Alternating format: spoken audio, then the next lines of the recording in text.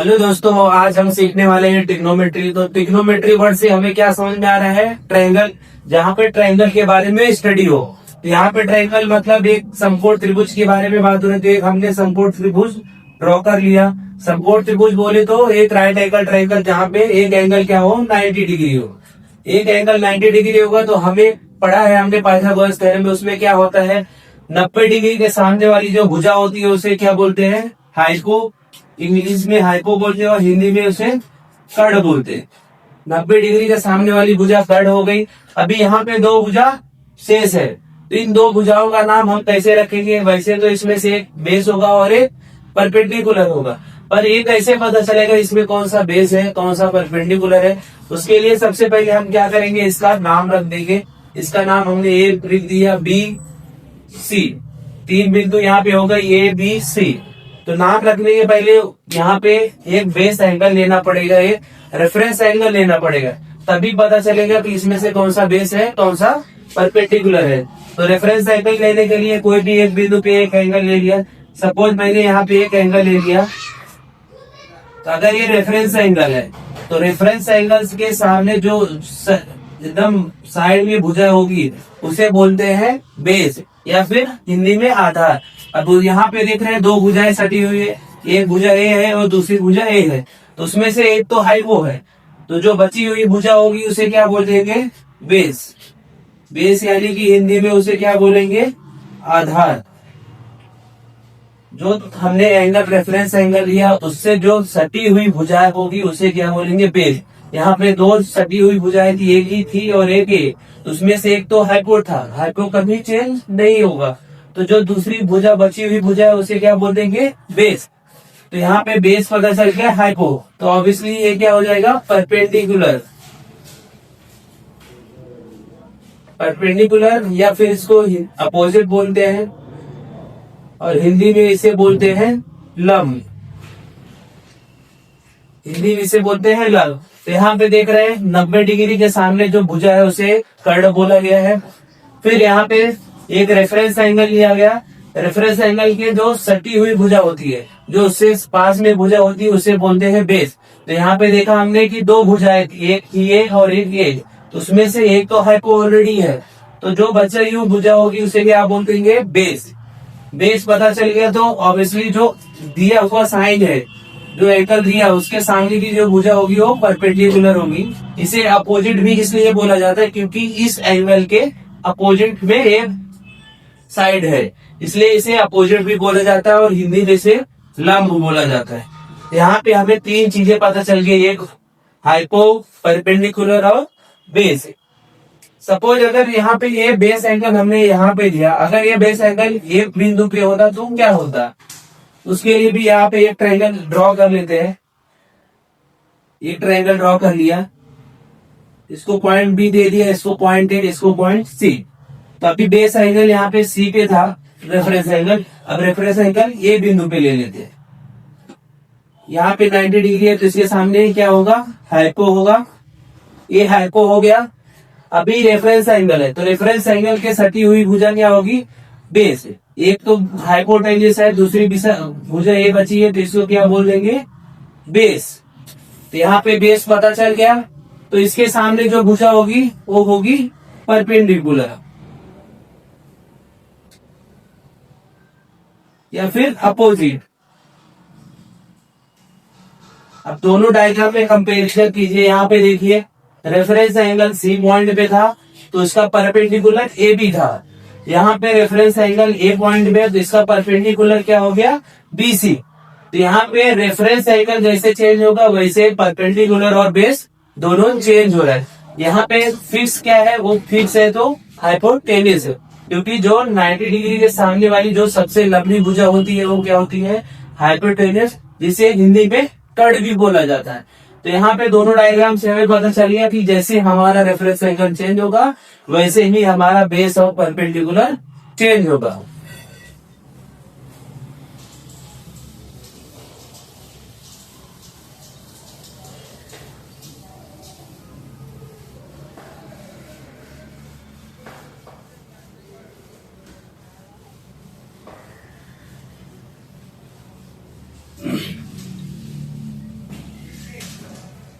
हम एक ट्राइंगल अभी ड्रॉ करते हैं। एक ट्राइंगल ड्रॉ कर लिया, right angle triangle. Right angle triangle मतलब एंगल क्या है, 90। इसका नाम दे दिया ए बी सी। तो हमने इसके सामने वाली यहाँ पे एंगल एक ले लिया थीटा। तो थीटा ये क्या है, ग्रीक वर्ड है जिसको एंगल के मेजरमेंट के लिए यूज करते हैं। तो थीटा वर्ड क्या है, ग्रीक वर्ड जिसे एंगल मेजरमेंट के लिए यूज किया जाता है। तो 90 डिग्री के सामने वाली जो भुजा थी हाइपो, जिसे एस से डिनोट कर दीजिए। फिर थीटा के सामने वाली भुजा क्या थी, परपेंडिकुलर या फिर अपोजिट। और इसके जो जस्ट बाजू वाली भुजा थी उसे बोला गया था बेस। ये 3 पॉइंट हमने अभी तक पढ़ा। यहाँ पे देख रहे हैं ट्रिग्नोमेट्री लिखा हुआ है। तो यहाँ पे ट्राइगोन अगर देख रहे, ट्राइगोन और मेट्री। तो ट्राइगोन वर्ड से हमें क्या पता चल रहा है, 3 एंगल। और मेट्रॉन मतलब मेजरमेंट। तो 3 एंगल वाले डायग्राम का जो मेजरमेंट हो उसी के बारे में हम ट्रिग्नोमेट्री में स्टडी करने वाले हैं। तो तीन एंगल वाली साइड क्या है, ट्रायंगल। ट्रायंगल में क्या मेजरमेंट हो सकता है, या तो ये तीनों एंगल मेजरमेंट हो सकते हैं, या फिर ये हाइपो, परपेंडिकुलर और बेस, ये तीनों साइड का मेजरमेंट हो सकता है। तो ट्रिग्नोमेट्री में बस इसी के बारे में हमें स्टडी करना है, 3 एंगल और 3 साइड के बारे में स्टडी करना है। जिसमें से देखिए यहाँ पे क्या है, अगर रेशियो निकाला जाएगा तो कितने रेशियो पॉसिबल है। पहला रेशियो पॉसिबल होगा P अपॉन H, दूसरा रेशियो हो जाएगा B अपॉन H, और तीसरा रेशियो क्या हो जाएगा, P अपॉन B। ये 3 रेशियो पॉसिबल है। पहला है PH का रेशियो, दूसरा PB का रेशियो, तीसरा PB का रेशियो। अभी ये तो है, अभी ये 3 रेशियो, और इनका तो उल्टा भी हो सकता है, इनका रिवर्स भी हो सकता है। जिसको हम यहाँ पे H अपॉन P लिख सकते हैं, इसको H अपॉन B भी लिख सकते हैं, और इसको B अपॉन P भी लिख सकते हैं। तो यहाँ पे देख रहे हैं कितने पॉसिबिलिटीज है, 6 पॉसिबिलिटीज है इस ट्रायंगल का मेजरमेंट करने के लिए। पहला है परपेंडिकुलर अपॉन हाइपोटेन्यूज, दूसरा पॉसिबिलिटी क्या है, बेस अपॉन हाइपोटेन्यूज, तीसरा पॉसिबिलिटी है परपेंडिकुलर अपॉन बेस। सेम इसका ही रिवर्स है, reciprocal, hypotenuse upon perpendicular, hypotenuse upon base, base upon perpendicular. तो जैसे ही घर में अगर किसी के घर में 4-5 बच्चे हैं तो उनका नामकरण होता है, वैसे ही यहाँ पे 6 रेशियो दिए गए हैं। तो ऐसे ही इनका भी कुछ ना कुछ तो नाम देना पड़ेगा ताकि हमें सॉल्व करने में इजी हो जाए। तो इनका नाम दिया गया है, जैसे पहले वाले रेशियो का नाम दिया गया है साइन। साइन, अब यहाँ पे एंगल है दिया गया है तो उसको साइन थीटा। फिर इसका नाम दिया गया है कोसाइन थीटा, और इसका नाम दिया गया है टेन जेड थीटा। अभी साइन, इसका ही जो रेसिप्रोकल है उसको दिया गया है कॉसेक, कोसेकेंड थीटा। इसका नाम दिया गया है सेकेंड थीटा, और इसका नाम दिया गया है कॉटेंजेंट थीटा। यहाँ पे देख रहे हैं 6 रेशियो दिया गया था और 6 के अलग अलग नाम दिए गए हैं। यहाँ पे जो नाम दिया गया है वो क्या है, बहुत बड़े बड़े नाम है। अभी देखते हैं कैसे कैसे बहुत लोगों के बहुत बड़े नाम होते हैं, तो उसको शॉर्ट फॉर्म में करने के लिए उसका एक निकनेम होता है। वैसे ही लोगों का भी निकनेम है, जैसे साइन है तो इसको हम साइन थीटा बोलते हैं, कोसाइन को कॉस थीटा बोला जाता है, टेंजेंट को टेन थीटा बोला जाता है, और कॉसेकेंड को कॉसेक थीटा बोला जाता है, सेकेंड को सेक थीटा बोला जाता है, और कॉटेंजेंट को कॉट थीटा बोला जाता है। तो अभी तक हमने क्या पढ़ा, एक ट्रायंगल के बारे में स्टडी किया। ट्रायंगल के बारे में देखा कि उसके जो 3 साइड है वो कौन कौन से हैं। 90 डिग्री के सामने वाली जो साइड होती है उसे बोला जाता है हाइपोटेन्यूज, हिंदी में बोला जाता है गढ़। और हमने एक रेफरेंस एंगल लिया, 2 एंगल बचे हुए थे, उस रेफरेंस एंगल के जो जस्ट बाजू वाली भुजा होगी उसे बोला ये बेस। रेफरेंस एंगल के जस्ट बाजू वाली भुजा होगी बेस होगी, और उसके सामने वाली जो भुजा होती है वो होती है परपेंडिकुलर। ये हमने देखा। फिर उसके बाद देखा कि ट्रिग्नोमेट्री में ट्रायगोन और मेट्री है। तो ट्राइगोन मतलब 3 एंगल वाला और मेट्रॉन मतलब मेजरमेंट। तो 3 एंगल और 3 साइड वाला ट्राइंगल ही होता है। इसके बारे में हमें इसका मेजरमेंट करना है। तो मेजरमेंट की 3 पॉसिबिलिटीज है। पहला तो पॉसिबिलिटी है इनका रेशियो निकाल के perpendicular upon hypotenuse, perpendicular upon hypotenuse. दूसरा पॉसिबिलिटी क्या है, base upon hypotenuse, base upon hypotenuse. तीसरा पॉसिबिलिटी क्या है, परपेंडिकुलर, परपेंडिकुलर अपॉन बेस, तो परपेंडिकुलर अपॉन बेस। यहाँ पे आ गया। अभी सेम 3 पॉसिबिलिटी और क्या हो सकते हैं, इसी का रेसिप्रोकल। तो इसको हाइपोटेन्यूज अपॉन परपेंडिकुलर, फिर इसका सेकंड का हाइपोटेन्यूज अपॉन बेस, फिर इसका बेस अपॉन परपेंडिकुलर। वैसे ही इनका अलग अलग नाम दिया गया है। नाम था sine, cosine, tangent, cosecant, secant और कॉटेंजेंट।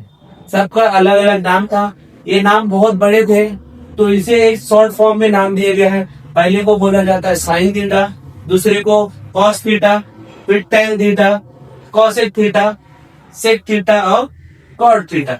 इन तीनों के अलग अलग नाम दिए गए हैं। अब हम एक इसको एग्जाम्पल के माध्यम से समझेंगे कैसे इसे सॉल्व किया जाए।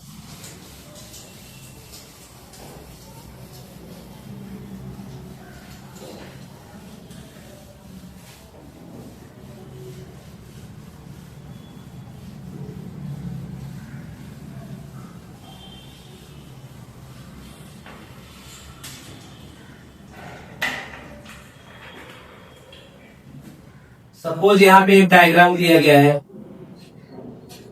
यहाँ पे एंगल 90 डिग्री और इसे थीटा रेफरेंस, इसका नाम दिया ए बी सी और इसकी साइड दी हुई है 5 4 3। इन तीनों की साइड दी गई है। अगर हमें बोला गया कि यहाँ पे रेशियो निकालिए, सबका रेशियो क्या होगा, तो हमें फॉर्मूला पता है। पहला फॉर्मूला क्या है, साइन थीटा इक्वल टू क्या पढ़ा हमने, परपेंडिकुलर अपॉन हाइपोटेन्यूज। तो 90 डिग्री के सामने क्या हो गया है, ये हो गया हाइपोटेन्यूज। थीटा के जस्ट बाजू वाली भुजा क्या हो जाएगी, बेस, और थीटा के सामने वाली बेस साइड क्या हो जाएगी, परपेंडिकुलर। तो तीनों साइड पता चल गई है। ये है 4 है परपेंडिकुलर, 5 है हाइपोटेन्यूज और 3 है बेस। अगर साइन थीटा की वैल्यू निकालनी होगी तो बेस परपेंडिकुलर अपॉन हाइपोटेन्यूज। तो परपेंडिकुलर की वैल्यू क्या है 4 और हाइपोटेन्यूज की वैल्यू है 5। ये हो गया 4/5। अगर पूछ लिया गया कॉस थीटा, कॉस थीटा हमने देखा था दूसरा जो रेशियो था वो क्या था, बेस और हाइपोटेन्यूज का। तो बेस क्या है, बेस अपॉन हाइपोटेन्यूज। बेस की वैल्यू क्या है 3 और हाइपोटेन्यूज की वैल्यू है 5। तीसरा आपने पढ़ा था टेन थीटा, इसे टेंजेंट बोलते थे। तो टेन थीटा किसका था, परपेंडिकुलर अपॉन बेस। तो परपेंडिकुलर अपॉन बेस, परपेंडिकुलर की वैल्यू क्या थी 4 और बेस की वैल्यू है 3। ये हमने 3 रेशियो देखे थे जो बेसिक थे। अब इसी का रेसिप्रोकल हो जाएगा तो इसको 5/4 अगर लिख देंगे तो किसका वैल्यू हो जाएगा, कोसेक का। तो ये हमारे 3 बेसिक थे। अगर पहले ये ट्रायंगल का थीटा चेंज कर दिया, सेम डायग्राम है, बस थीटा का पोजीशन यहाँ से लेके सी पॉइंट से मैंने बी पॉइंट पे कर दी, ए पॉइंट पे। यहाँ पे थीटा की वैल्यू, थीटा चेंज हो गया, थीटा का प्लेस। अब थीटा का प्लेस के अकॉर्डिंग अभी यहाँ पे वैल्यू कंपैरिजन करते हैं। तो साइन थीटा का फॉर्मूला वही है, sine theta equal to perpendicular upon hypotenuse. अभी यहाँ पे देखिए थीटा चेंज हो गया, हाइपो तो वही रहेगा सेम।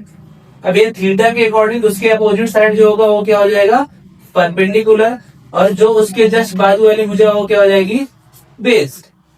तो जब ये थीटा है तो इसका वैल्यू क्या हो जाएगा, परपेंडिकुलर क्या है 3/5, फिर कॉस थीटा क्या हो जाएगा, बेस अपॉन हाइपोटेन्यूज है। तो बेस क्या होगा, बेस यहाँ पे 4 है और हाइपोटेन्यूज है 5। तीसरा वैल्यू है जो टेन थीटा। टेन थीटा क्या होता है, परपेंडिकुलर अपॉन बेस।